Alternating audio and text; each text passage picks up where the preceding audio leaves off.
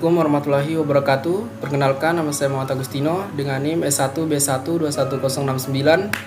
Saya akan mempresentasikan materi yang berjudul Arsitektur Gotik dengan dosen pengampu Bu Sri Wahyuni STMT. Arsitektur Gotik. Arsitektur Gotik berasal dari abad ke-12 sampai ke-16 di Perancis, sehingga arsitektur Gotik dikenal sebagai periode gaya Perancis atau Opus Franciscum. Muncul pada era medieval bersama dengan arsitektur French dan Baroque.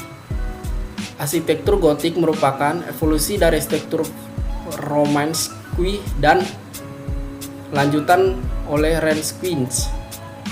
Periode Gotik mewakili masa kegelapan, Renaissance mewakili masa pencerahan, dan Baroque dianggap sebagai masa melebih-lebihkan.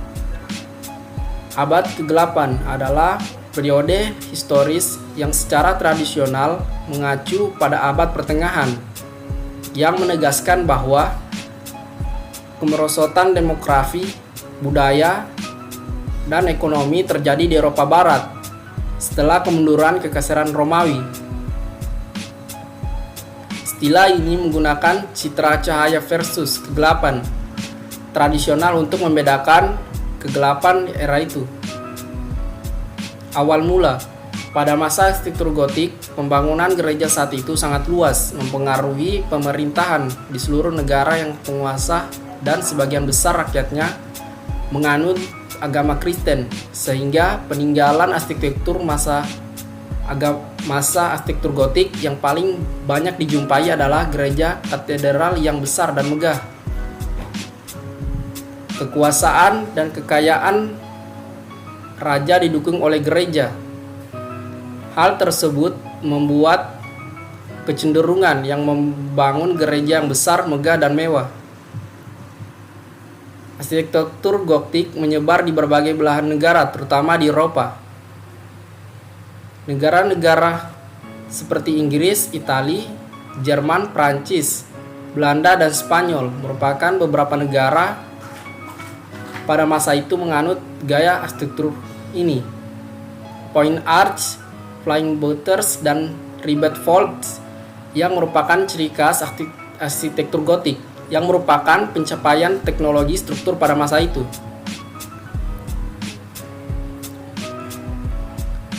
Karakteristik arsitektur Gotik: ujungnya meruncing. Ujung meruncing dan lancip pada bangunan arsitektur Gotik kerap kali menghiasi desain eksterior bangunan. Arsitektur Gotik biasanya memiliki gaya bangunan yang tinggi dan megah. Gaya desain yang identik dengan gereja. Flying butters. Flying butters menjadi ciri khas dari gaya arsitektur Gotik. Arsitektur Gotik kerap kali menerapkan sistem flying butters sebagai solusi untuk menyangga bangunan yang memiliki struktur tinggi.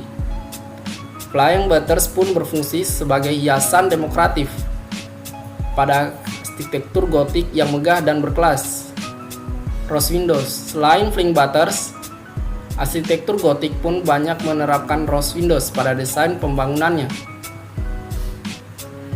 Rose windows merupakan jendela berbentuk bunga mawar yang memberikan pencahayaan alami ke dalam bangunan. Selain itu, rose windows memiliki simbol firman Tuhan sebagai cahaya untuk menerangi hati para jemaat di gereja. Point arch.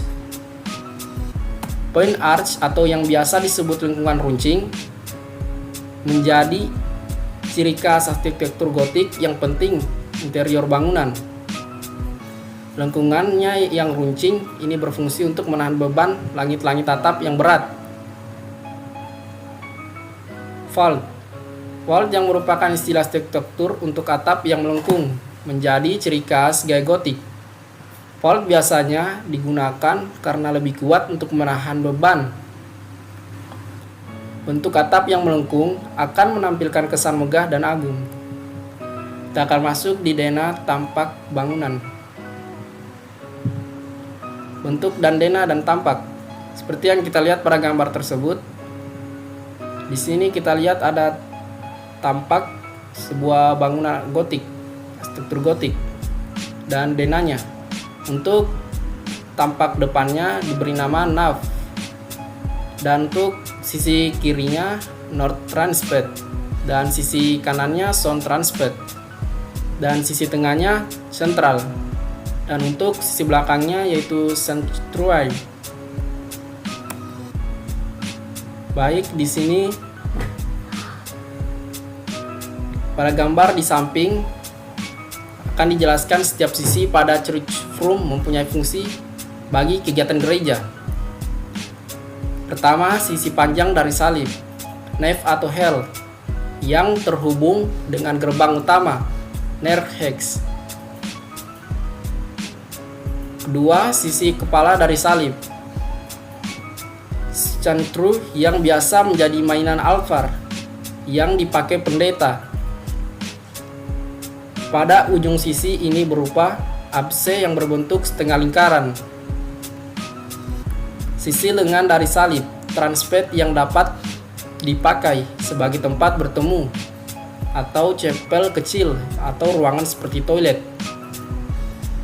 4. Sisi tengah dari salib, crossing, merupakan daerah di bawah dom atau tower yang memisahkan have dan daerah paduan suara dan khotbah pada main altar serta memisahkan dua sisi transept. Untuk struktur dan konstruksinya yang kita lihat pada gambar tersebut, struktur utama dari katedral ini adalah tiang penyongkong. Beban yang disalurkan melalui flying butters dan menuju ke butters lalu ke tanah. Dan kita lihat pada gambar di samping sistem konstruksi kolom dan langit-langit tidak terpisah. Diameter kolom menjadi besar karena sebenarnya kolom besar tersebut merupakan gabungan dari beberapa kolom kecil-kecil yang langsung menopang rusuk. Sistem kerangka dan penopang. Dinding-dindingnya berfungsi sebagai pelindung yang melingkupi ruang dalam gereja seperti selubung tipis. Beban atapnya yang melengkung dan tiap tiang tinggi ditopang oleh pilar-pilar ditempatkan menggerombol dan saling berkaitan.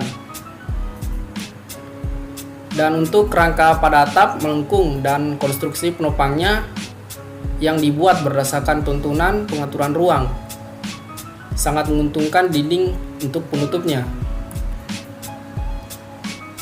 Dan satu lagi, jendela yang dibuat semakin besar karena kekhawatiran akan masalah estetika tidak ada. Selain itu, lengkungan menyudut bersudut dapat membagikan beban estetikanya dari lingkungannya setengah lingkaran sehingga tiang penopang juga menerima beban yang lebih merata dan ringan. Untuk elemen-elemennya, pertama itu flying, dan kedua itu point arch, dan ketiga rivet vaulting, 4 ring windows, 5 lens, dan 6 itu taipanun west portal. Dan untuk tambahannya itu south portal dan spear, serta ornamen-ornamen yang ada pada bangunan katedral Cologne terdapat pada dindingnya, dilengkapi dengan kaca patri yang menggambarkan tokoh-tokoh pada Alkitab, dengan perpaduan warna yang terdiri dari 4 warna dasar, yaitu warna emas yang melambangkan cahaya kekekalan, warna merah yang melambangkan cinta, warna biru yang melambangkan imam, dan warna hijau yang melambangkan harapan dan masa depan, serta ornamen yang berupa ukiran bermotif manusia dan tanaman. Motif tersebut melambangkan kemakmuran. Sekian dari saya, kurang dan lebihnya mohon dimaafkan.